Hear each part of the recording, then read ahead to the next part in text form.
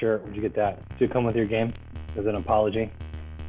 One of us will say, hey, welcome to the Trey show. We didn't have like a clear sort of ending summary. Did you turn on a setting on your camera to touch up my appearance? All right, it looks like somebody went through and did the touch up on your Instagram. I mean, you want people to see you in your natural. Yeah. You look great. Oh, hey, I'm Chris. You're Trey. Welcome to the newsroom. Okay. Who the still watches Grand Theft Auto 5? Like, subscribe, whatever.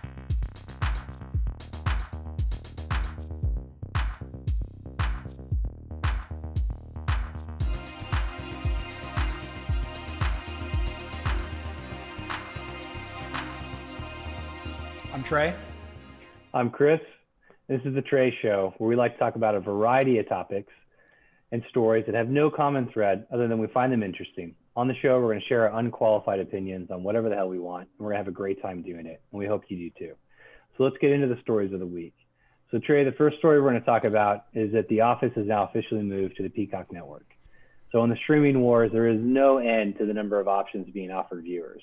NBC launched the Peacock network back in April 15th, 2020. For me, it barely registered on my radar, but they currently have 26 million subscribers. Their content library, in my opinion, isn't as strong as their rivals, but they have an ace in the hole now because they've got The Office moving to the network. There's 2 seasons they're going to offer for free, seasons 1 and 2, and everything after that, seasons 3 and 9, are going to be behind a paywall. They offer 3 tiers of membership. So you've got free, you've got $4.99 a month with ads, and then $9.99 a month with ads, which feels pretty steep to me. In addition to The Office, they've got things like Saved by the Bell, which is another original content that they put out there, and then a library of NBC titles like 30 Rock. So I've got a couple questions for you. So first, Trey, does losing The Office hurt Netflix? Because it's regularly their #1 most watched acquired, meaning non-original content show. So is Netflix going to hurt because of this move? So I would say no. I think it'll hurt their viewership a little bit, but I don't think people are going to cancel. From just what I hear, I would say The Office and Friends are probably the 2 most streamed pieces of content, which I guess Friends is now with HBO Max. I believe if I heard that correctly, which is also interesting to me because everybody that's watching them again has already seen I would assume has already seen all of them. So I struggle with consuming the new content from a time standpoint. So as much as I like watching things hundreds of times, if a movie's on that I really like, if The Karate Kid's on, I'm going to watch it. If Inception is on, I'm going to watch it. It doesn't matter. So I don't know. I find that interesting that people will just continue to watch those, but I guess they're just comfortable with those shows. Netflix has so much original content. They're continuing to pump out new content, and then they obviously have the things that the ongoing series that they've already had. So I would say it from the standpoint of will it hurt Netflix from a dollar standpoint? I wouldn't think so. I think it helps NBC and Peacock. And then I heard Netflix has a price hike coming up either at some point this year, I believe so. And I'm assuming that has to do with paying for more original content. But going back to Netflix a little bit, they recognized very early that establishing original content was important. And I think they originally realized that back to probably House of Cards a little bit before that, when they said, okay, well, we have these streaming deals, but other companies are going to start getting their streaming services up and running. So how do we make sure that we don't have to worry about losing our subscribers because shows are going away? Well, it's original content, right? You have to own the content. So what are your thoughts? Yeah, so I think it's going to help Peacock more than it's going to hurt Netflix. To your point, I think where Netflix's strategy has really been to have a diversified portfolio of shows. I think, in my opinion, the 2 streaming services that have done that the most would be Hulu and Netflix. I think Netflix has done a great job, obviously, with original content. I agree with you as well on that front.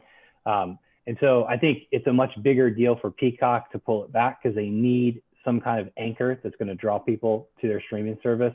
Netflix doesn't need it. I think it's going to disappoint people. I agree with you too. It's difficult for me to watch the same show that I've already seen over and over. For whatever reason, for shows like Friends and The Office, it's a mix of people that want to continue to watch it again and again, and then also finding new audiences that streaming is getting to that weren't really alive or watching TV when those shows were airing. Right.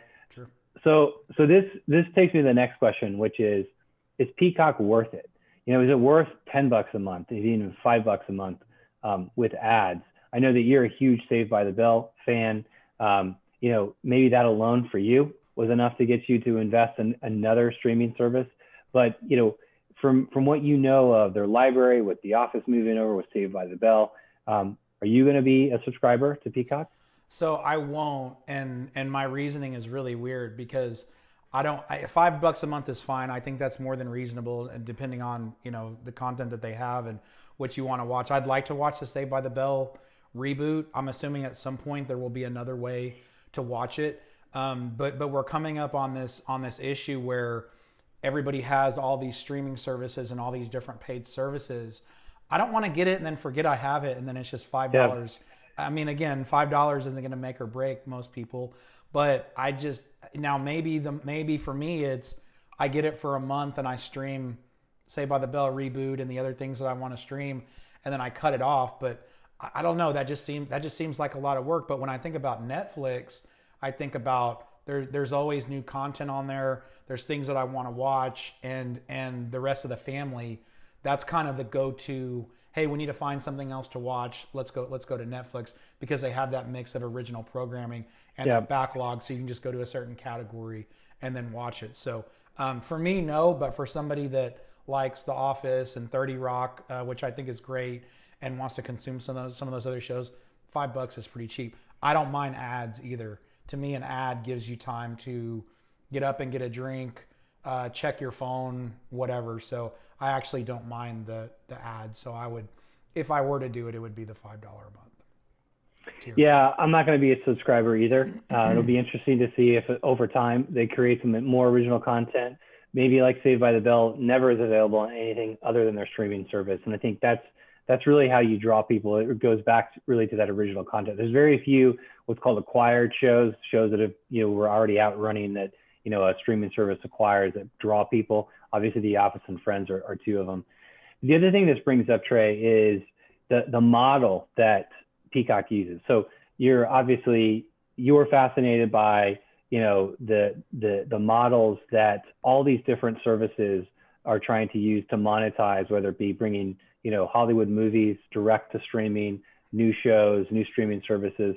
Peacock does it really interesting. So you got with Netflix, which is you have one option. You can be a subscriber or not. There's no option really for, you know, ad supported. It's all non-ads.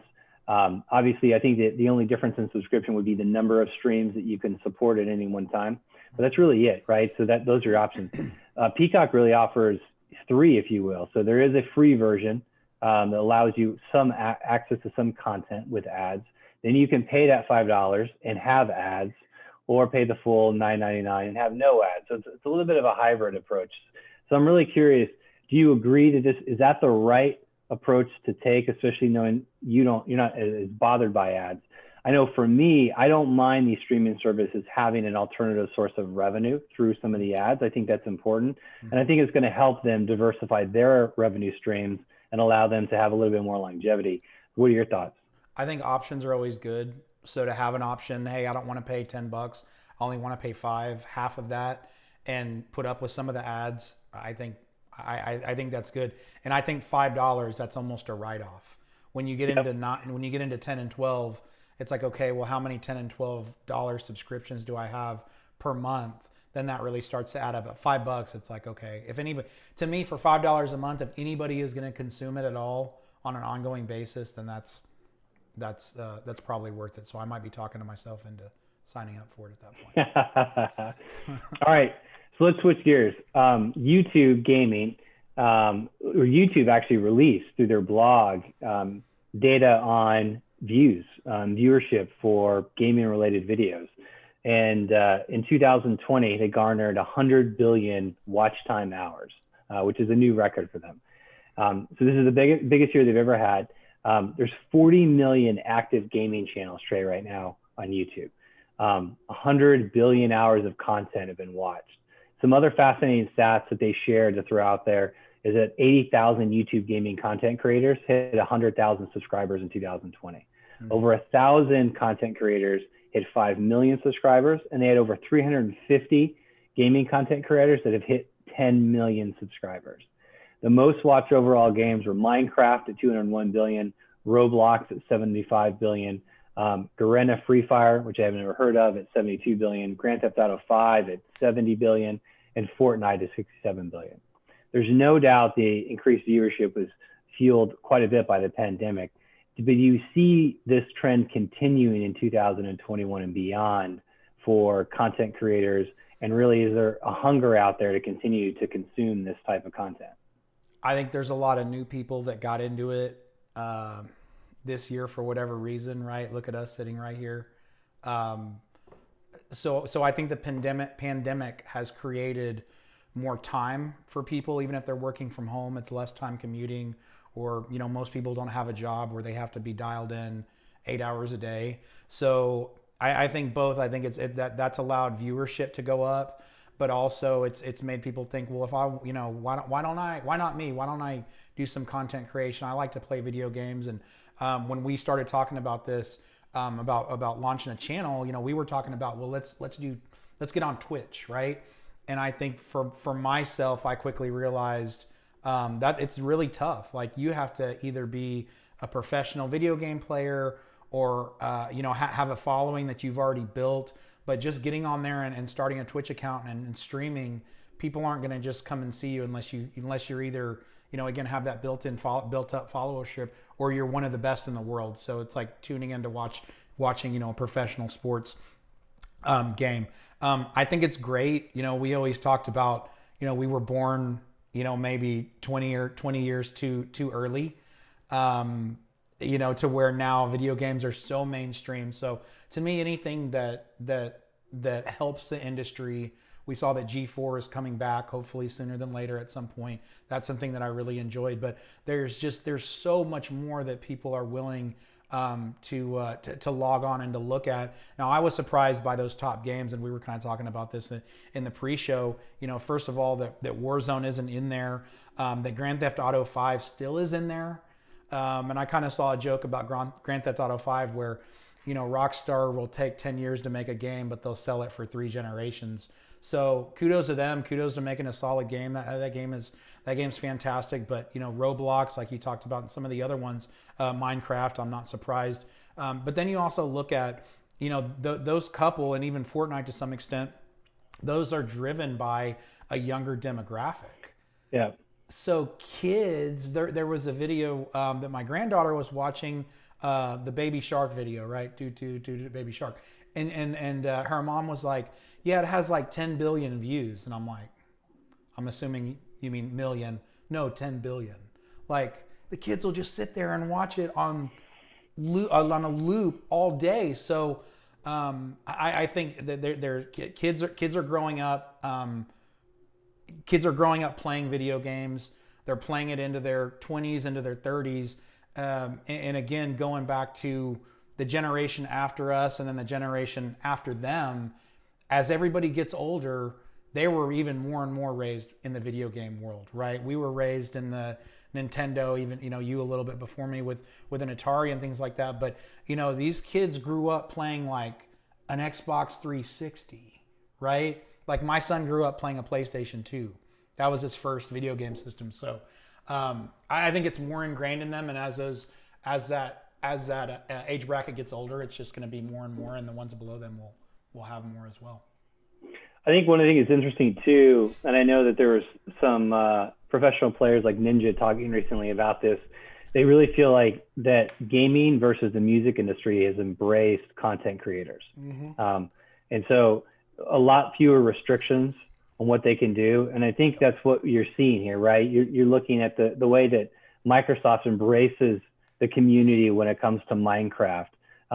The way, whether it be Grand Theft Auto, whether it be Warzone, all these different games, gaming companies recognize the value of embracing content creators and giving them more freedom and the ability to build things, because the more people are viewing these things, the more longevity these games have. And I think that that's something that is very cool about the way that the gaming community has really come together. So, I mean, to me, I think this is just going to be, it's going to continue. It's going to continue to grow. People are going to get more creative. And so I'm excited about it, obviously for us as well, because I know that we both consume and create content, but I think this is a really good thing for everybody. Yeah, I was actually thinking earlier about how, with DCMA, and I believe I'm using that acronym correctly, and not being able to use, certain music for YouTube or uncopyrighted music for YouTube videos and things like that. And I get it. They want to collect their intellectual property. But does it, and I'm sure there's a whole nother discussion. I'm just thinking about it from the surface. But when I hear a song that I like, it makes me pull out my phone, Shazam it, and then I go download it. So I'm sure there's a business reason why the music industry is so protective of that. But I feel, and there was a big thing on Twitch recently where everybody's stuff got DCMA'd. God, I really hope I'm using that acronym right or I'm gonna get killed. But everybody got DCMA'd. So all of their archived clips had to be completely removed and taken down. So it's basically a life's worth of work. When I watch a content creator, and Nick Merckx is one that does this a lot, I'm a big Drake fan. He always plays Drake on his intros while he's playing. And I think now they split it up to where the clips don't contain it or whatever. But I'm like, that makes me like the music more. I go make sure I have the song downloaded. It also makes me enjoy the stream more. And there was somebody actually on Twitter, it was a developer of a video game that had said, well, I don't understand how come streamers don't have to pay licensing fees to stream the games. And the argument was of the streamers, okay, well, maybe we get that, but don't you think more people go and buy your games because they watch us stream it? But the content creators and the streamers are making money off of that. So I don't know what, again, there has to be a much deeper reason that I'm just looking at on the surface, and I'm just going, why can't we all just use all the content? Because it's gonna make its way back into, more people are gonna purchase it, and it's gonna make its way back to the creators' pockets. Yeah, but you got to create an ecosystem that makes it sticky. I think part of it too, and this will be the last comment that we can kind of close and move on. But I think part of it on the music industry side too is, they still have PTSD back from when, really it was their content that was ripped off first, right? Yep. So in the digital age with Napster, the fight over licensing. So I think that they've really, in my opinion, I think a lot of the models that they're using are legacy, and they really should think a little bit differently. I think the game developers should continue to embrace what the content creators do. Again, to your point, creating that community, all that does is generate interest. It puts the spotlight on these properties and these games in unique ways that wouldn't have been done otherwise. And it generates excitement and interest and engagement, and people will continue to buy it. And you're going to get to audiences that you didn't even know were there. So hopefully they continue to embrace it. Agreed. All right. So let's move to the final story, Trey, which is Dabo's Big Mouth. So Dabo Swinney, rather infamously, ranked Ohio State 11th in his coaching poll because he said they hadn't played enough games. Ohio State went on to destroy Clemson in the Sugar Bowl, 49-28. So Trey, you're a huge college football fan. What are your thoughts on Dabo's justification for ranking Ohio State so low? And do the Buckeyes stand a chance against Alabama in the championship game? So I think his comments are a little overrated for how much impact it had. Obviously, the outcome would maybe say something different. Now, I think he did that and said that because if I'm Clemson and I'm him, I basically think that I'm indestructible. Like, as long as Trevor Lawrence is healthy, and Ohio State had not looked that good they hadn't looked as good as they looked against Clemson through their whatever 6 games it was that they played, but they hadn't been fully healthy. They hadn't had their full arsenal. Now, as a coach and as a player, you have to know you don't need to give any bulletin board material to the other team. You know that Ohio State had that plaster all over their locker room, and it just gives you extra incentive, which you don't need. So it certainly wasn't the smart thing to do. Now, I think Ohio State is really good. I think they're way better than what everybody thought they were throughout the regular season because they did have some struggle. They struggled with Indiana and with a couple of other teams, but I think they're full strength. So I think they played a great game. I think Justin Fields he had 6 touchdowns. I think that's a better game than anybody expected him to play. I mean, so much to where people are talking about his draft stock, like, should he be drafted ahead of Lawrence? And Lawrence didn't play that good of a game. So that's my take on that. Do I think they have a chance against Alabama? I do. I think Alabama actually has, which they didn't show up much against Notre Dame, but Notre Dame is still running a 1982 offense. I do think they have some issues on defense. Florida was able to put up a significant amount of points in the 30s or 40s against Alabama. If Ohio State comes out and plays like that and Justin Fields plays like that, when you can score points, it's going to put a lot of pressure on the other team and it can force them into mistakes. So I do think they have a chance. I think the line right now is Alabama -8.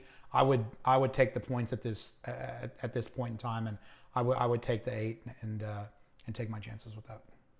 All right, Trey. So let's talk about playoff football. Let's do it. So today was a big day. Obviously, we're recording this on a Sunday. Tons of stuff going on in Week 17. I'm sure it'll go down famously that I said the Cowboys were going to win the Super Bowl last week.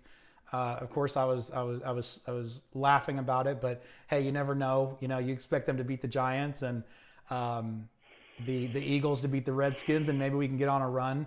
In typical Cowboy fashion, they didn't close it out. So I get upset about that because I wanted one more week to look forward to important football for the Cowboys. I think for the most part, everything kind of fell into place with how everybody thought.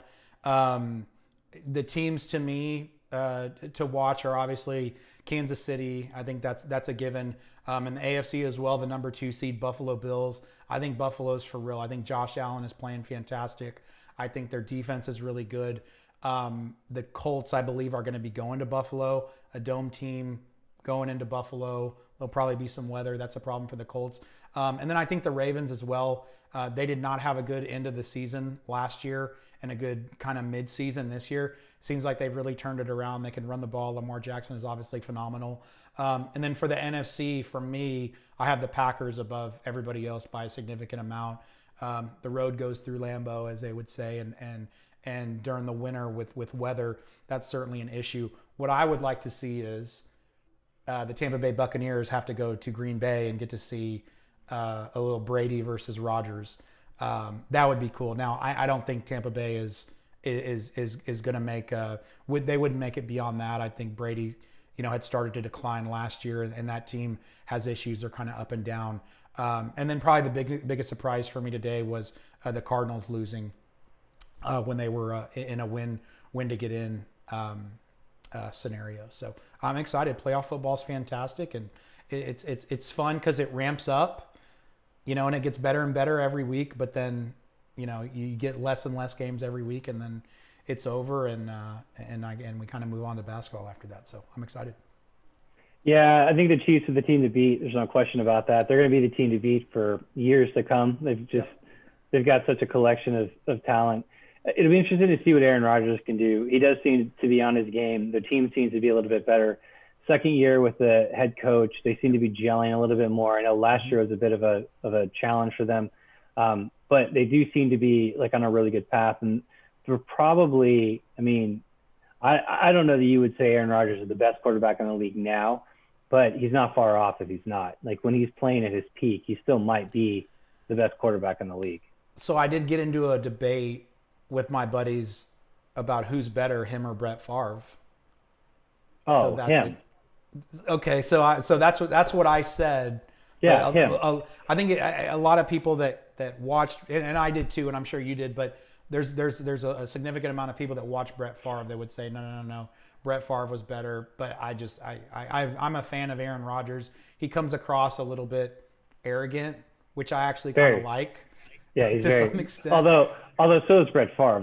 They're the same. Like yes. They're both very, very arrogant. But I don't. To me, there's no comparison. I think to me, Favre was more overpowering. The gunslinger. Is how he was always described. But I think he was a bit thoughtless in the pocket and a bit careless. He has. I think he might have the most interceptions of any quarterback in NFL history. And I think Rodgers has his moments. Rodgers' problem is that he would rather try to throw and make the more difficult throw versus the easier throw because he just thinks he can make it and he thinks he's that good. But, he is more thoughtful with the ball. He's had amazing seasons early in his career where he had virtually no interceptions whatsoever. In my opinion, I don't think that there's like even a debate like between the two of them. It's Aaron Rodgers to me easily, regardless of the other stats, whether it be wins or Super Bowls or anything else. In my opinion, to me, I would pick Aaron Rodgers hands down. I hope he gets another Super Bowl. It'd be cool for him to get two. That's a pretty big differentiator. And then to be able to do it, when he won his first one, it was a little bit early in his career, but he also sat for a couple of years. So to be able to still be playing at a high level and then win a second one later in his career, I think that would be cool. I'm rooting for him. So yeah, I agree. I would like to see him win one too. Yep. All right, so let's switch to review section. So we've got 3 reviews to go over today. We're going to go over the movie Midnight Sky. We're going to go over a Netflix show called We Are the Champions, and we're going to go over another Netflix show called Cobra Kai. So let's start with Midnight Sky. So this is a new sci-fi movie on Netflix. It's starring and directed by George Clooney. The film takes place in the near future where they never explain it, but an unexplained event has led to some kind of catastrophic change in weather that basically makes the surface of the earth unlivable and forces the remaining people underground.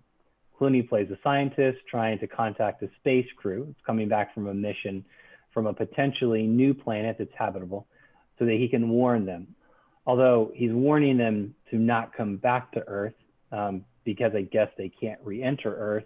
And ultimately, my confusing explanation is one of the reasons why the movie, while well made, wasn't really overly compelling. It was okay, it was fair, but Clooney takes this incredibly minimalist approach to telling the story. It doesn't give a lot of details about what's really going on. And I believe that leads to really a lack of emotional connection with really any of the characters. I didn't find myself caring what happened to any of them. And while Clooney chose to try to keep the focus on the characters, not fully understanding what was going on places like Earth made it difficult to put things into context. In addition, each of the storylines felt to me like they were really cliche. And there's a bit of a twist at the end that just felt more manipulated than it did earned. And so overall, I'm going to give the movie a 7.0 out of 10. So like I said, it wasn't a terrible movie. And the fact that if you have a Netflix subscription, it's free. It's worth just watching and checking out. But I don't know that it ultimately is worth the $100 million it reportedly cost to make. And that's a shame because you'd like to see an investment of that size lead to much more of an emotional punch. It is worth mentioning, though, that the film was released in 800 theaters across 16 countries in addition to Netflix. So, Trey, I know we talked about this with Wonder Woman and sort of as the different film distributors are looking for ways to put movies out there, they did this as well with this movie. I think primarily, though, not to make money, but primarily to make sure that it qualified for award season, even though in my opinion, it's not going to win any awards. The other thing that's worth noting is that it's on track to be one of Netflix's most popular movies ever. It had 72 million households streaming the movie in the first week. Now, whether those same households would have actually gone out and bought a ticket or not is a whole nother thing, because if they would, then the movie would have made an incredible amount of money on its opening weekend. I just think, though, for sci-fi movies and $100 million, we got to be a little bit bolder in terms of the vision and the film that's getting made. But like I said, it's a well-made movie. It's mildly interesting, worth checking out. It's just not one that you're going to remember, and it's not going to make any of your top 10 lists. Trey, let me hand it over to you. Talk to us a little about Cobra Kai. So let me ask you this on Midnight Sky before we move on. So yeah, in your opinion, who is the movie made for? Like what's maybe not necessarily like demographic, but what's the subscriber base that you would say, hey, go check it out? So I would say, if I had to categorize it, I'd say it's a casual sci-fi movie where it's for somebody who, doesn't want to go too deep down the rabbit hole and is okay with something that is really well polished. It looks great. The sets were pretty amazing, to be honest with you, especially in the spaceship scenes that they had and some other scenes that were going on there. So it's just a well-made movie, and it just is surface level. And so if you kind of just want to kick back and watch a movie like on a Saturday night and not really have to think too hard about it, you know, that's who. And I would argue that's really what Netflix goes for. Yeah. You look at a lot of the movies that they've either purchased the rights to or funded, they really fall into that type of category. You don't get a lot of movies that are really going to challenge the way you think, force you to have to pay attention to every scene, you know, and really debate and discuss. It doesn't seem to really be what their focus is. So I would say that this movie, honestly, it's probably exactly what Netflix wanted. Yep. And if you look at the number of people that watched it, 72 million households, Netflix was probably high-fiving each other and saying, we nailed it. Let's go green light another movie. Is it like what's the rating? Is it, would you say it's like a PG-13, or what's the cutoff age for kids, would you say? I'd say it's maybe even PG to PG-13. Okay. It says there's almost no, you know, there's a couple of scenes maybe that are slightly graphic, I would say. But for the most part, you know, in space, obviously, you know, there's one scene in space maybe that could be a PG-13. It's probably PG-13 if it was rated. I'm not sure what it was rated. I have to actually go look at it. It's a great question. If it's released directly on a streaming service, I don't know if it has to actually go through the Motion Picture Rating Association. Yeah, I don't think there's ratings on a lot of those. This one probably did, since it was also released in movies. Oh, right. There we go. Yeah. Good point. But my guess would be it's PG-13. It is suitable for, I would say, you know, anyone probably 10 and up. And I don't think there's any reason why someone couldn't. There are some scenes that might scare some young kids, but yeah, it's fairly benign, to be honest with you, all things considered. So if you need a flick to turn on and you got a couple of kids and you need something to watch on Friday evening, you get some popcorn, it's fine, passable. Not going to change your life, but no, it's kids free, are going to get somewhat free, right? The kids will get bored of it. It's quickly. Okay. And the adults might get bored of it too, but okay. Wow. All right. But yeah, just turn it on and watch it, and you know, maybe I'm sure some people will like it, but I've been looking online. Looks like it's pretty mixed reviews, to be honest. And I mean, I think just the approach that Clooney took to the movie, in my opinion, with the minimalist approach, there's minimal dialogue on the George Clooney part of the story because it follows two parallel stories. Did he write it and direct it? I don't know if he wrote it. My guess is he didn't write it, but he did direct it. Oh, he did direct it. Okay. Yeah. Wow. Interesting. Okay. Cool. Is it last question? Is it better than Wonder Woman 1984? No, I enjoyed Wonder Woman 1984 more than I enjoyed Midnight Sky. That doesn't mean that there are more plot holes in Wonder Woman 1984 than there are in Midnight Sky, because there are. But I enjoyed the movie. I had more fun watching the movie. Yeah. All right. Makes sense. All right. So on to Cobra Kai. Me and Chris were just talking about this a little bit before. And just to clarify, you have not started watching Cobra Kai yet. I haven't. So that's one. So we all have those. You were talking about earlier, Trey, during the segment, we were talking about all the different streaming services. There's so many shows, and so many different options. There are all these shows that are on my watch list, and I just don't always have the time to get to it. Cobra Kai was one of them. Although one of the reasons I didn't prioritize watching it, like I mentioned to you, is I was a little bit worried they were going to take too much of a corny approach to it, and I didn't know if I could take it seriously. So I'm excited to hear your review on it, because I know you've been keeping up and watching it. So I think you'll know after you watch probably even actually the first episode of the first season, you'll know if it's for you or not.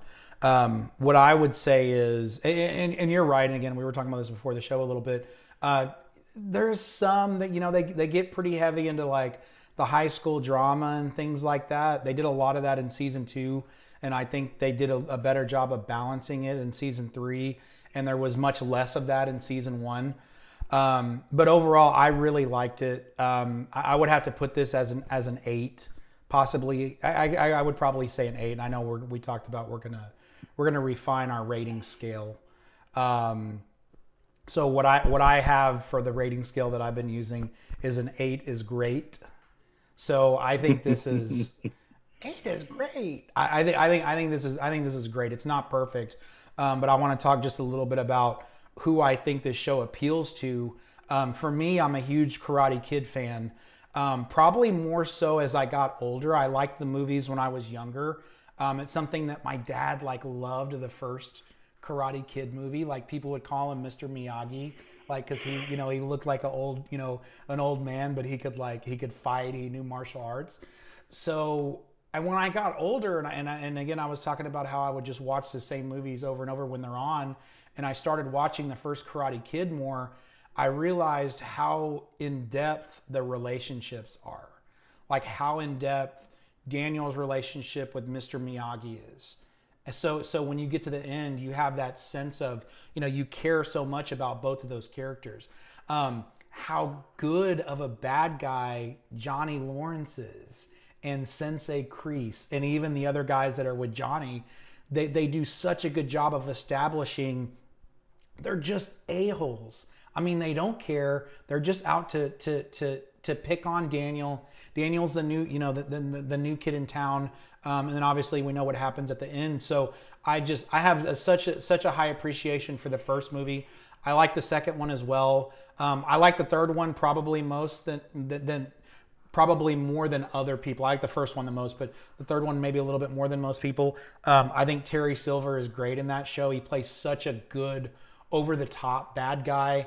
And then Sensei Kreese comes back, and it's like, oh my God. So there's some nostalgia. So anyway, so jumping to season 3, I really liked it. I think the show is very self-aware. There's a part pretty early on where a guy yells out, they're in an auditorium and a guy yells out, Daniel's talking about his history with Johnny, and a guy yells out, hey Daniel, I heard you were actually the asshole. And what's funny about that is there's a YouTube video that has like 14 million views that's called Daniel Was Actually the Asshole. And it like changes the whole perception of the movie, where it was actually Daniel that did all the things that caused that. So again, it's self-aware. In the season, Daniel also travels back to Okinawa and meets back up with 3 of the people from the second Karate Kid. And they're I don't know if the third person is the same actors, but I know 2 of them are the same actor. The main antagonist from Karate Kid Part 2, and then his love interest as well.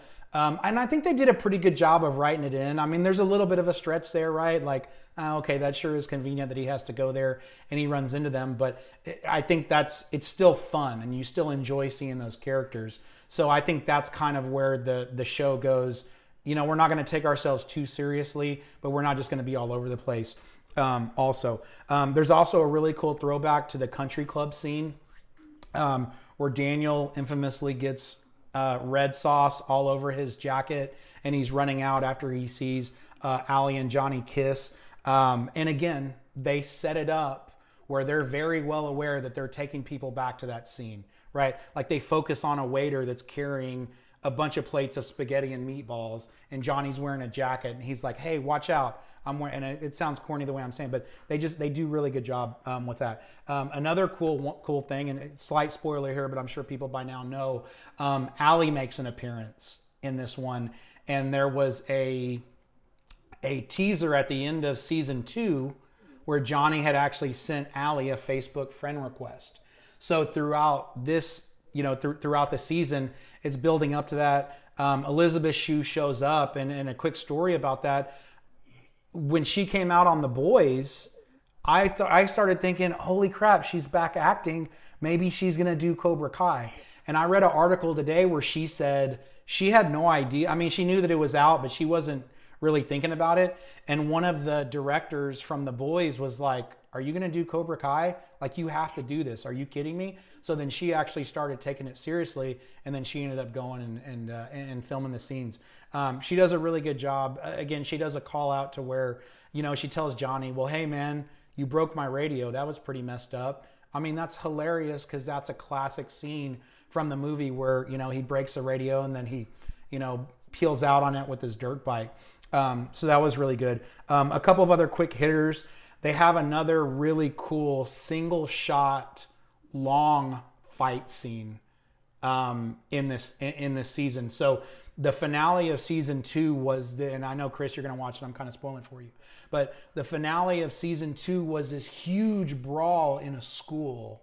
Like, you're like, There's like 20 kids that are just fighting for like 20 minutes in this school. But it was really cool. Excuse me. It was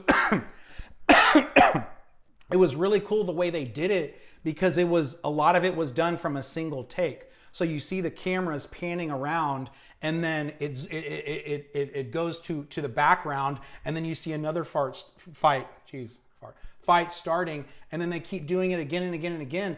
And it was just, when you're watching it, you're like, wow, that's a really cool way that they did that. So they wanted to continue that on. There's another fight like that in this season, which was really good. They focus a lot on Sensei Kreese and the backstory of Sensei Kreese, so you actually get to see why he is who he is, like what kind of made him that.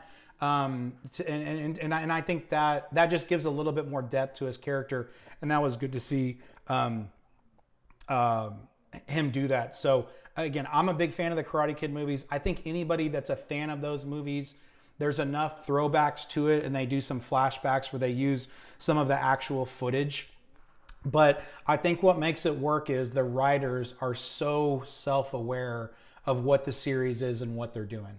And they get you emotionally invested, not only in the previous characters, the original characters, but also in the new characters that they have. And they do a really good job of developing those relationships and telling those stories. So I can't recommend it enough if you care about the original Karate Kids at all.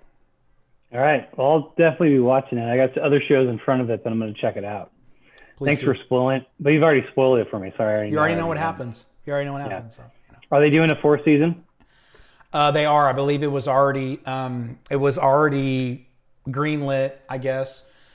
And they did a setup at the end of this season for who else. I'll save that for you. That way I don't spoil that. They did a setup at the end of this season for another legacy character that could be coming back for season 4. So that's exciting. I'm excited for it. Cool. All right. Thanks, Trey. So the last review we've got for this show is a show on Netflix that I found called We Are the Champions. I was just looking for something mindless to watch. I saw this, and it's interesting. It's a show that follows some unique competitions from around the world. 6 episodes. Each episode focuses on a different competition. Episodes are about 30 minutes. It's also narrated by Rainn Wilson of The Office. It's Dwight from The Office, for those that don't know. And you can binge it pretty quickly. So each episode will introduce the viewer to the sport, likely one they've either never heard of or are not totally familiar with the rules. This includes things like cheese rolling, dog dancing, frog jumping, fantasy hairstyling, yo-yoing, and chili eating.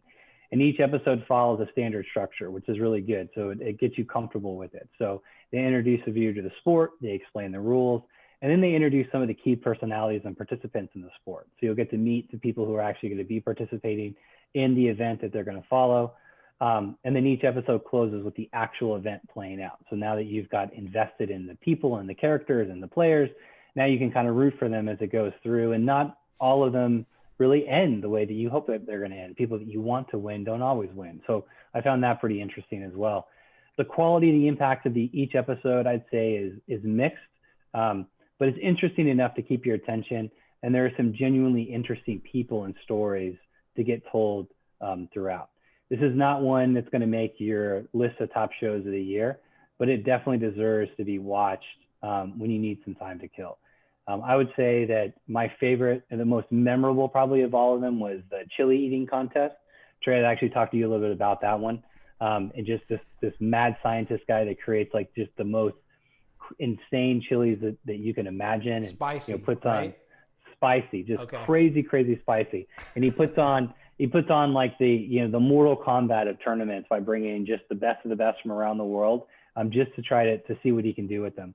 That was pretty interesting. The yo-yo one was really interesting. And so I just think overall it's worth watching. I would rate it a 7.5 out of 10 just because of the mixed quality. But again, it's mindless. It's fun. I enjoyed watching it. It just wasn't anything that, blew me away. It's been done a little bit better in some other genres and other shows that I've seen. But it's worth watching. Who's it for? Who's the target audience? Who should watch it?